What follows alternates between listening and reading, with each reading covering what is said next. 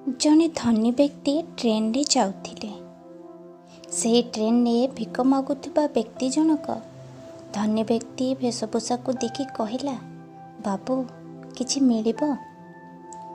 धनी व्यक्ति जनक संगे संगे कहिले, तुमे केबे जीवन रे काहाको किछि देइछ? भिकारी जनक कहिला, ना बाबू मो पाखे कौन बा अछि मु देबी।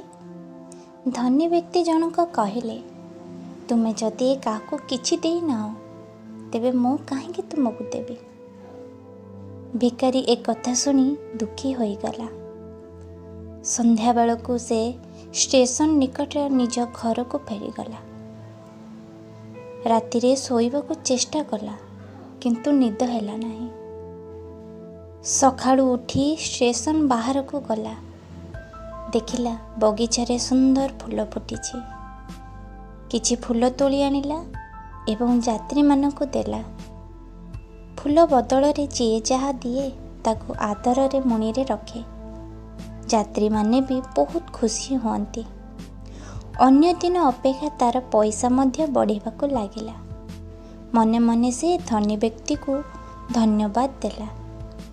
किछि दिन परे से भिकारीटी धनी व्यक्ति सह पुणी भेट होई गला। संगे संगे फूलटी बढ़ाई देला। व्यक्ति जनक पर्स रु 10 टंका ताकू देले एवं कहिले, जेउठु ए फूल आनिछ तार जत्न नेउछ ना नहीं? भिकारी जनक उत्तर देला, मु तो से कथा आदौ भाबिनी। धनी व्यक्ति जनक कहिले, कर्म करिबा शिख। भिकारी विचार द्वंद्व रे पड़िला। मने मने भाबिला, फूल गछ तो मु लगेई नहीं कि केबे पानी मध्य देई नहीं। एहा परठू से सखाळु उठी बाहरे बुलिबा को लागिला। जेउठी खाली जगह देखे सेठी फूल गछाए लगाए। एमिति हो हो सारा स्टेशन आखपाख सुंदर देखागला। परे फूल सह फूल तोड़ा मध्य बिक्री करिबारे लागिला। आउ दिनी धनी व्यक्ति जनक से ट्रेन रे जाउथिले एवं तांका सामना रे सूट बूट पिंधि एक व्यक्ति बसिथिले। सूट बूट पिंधा व्यक्ति जनक से धनी व्यक्ति को पचारिले, मते चिन्हि पारिले? धनी व्यक्ति कहले, ना किंतु मु आपनक स 3 थर साक्षात कलिनी। धनी व्यक्ति कहले, कार्य व्यस्तता जोगु मने नहीं। कहतु केमिति जानिले मते?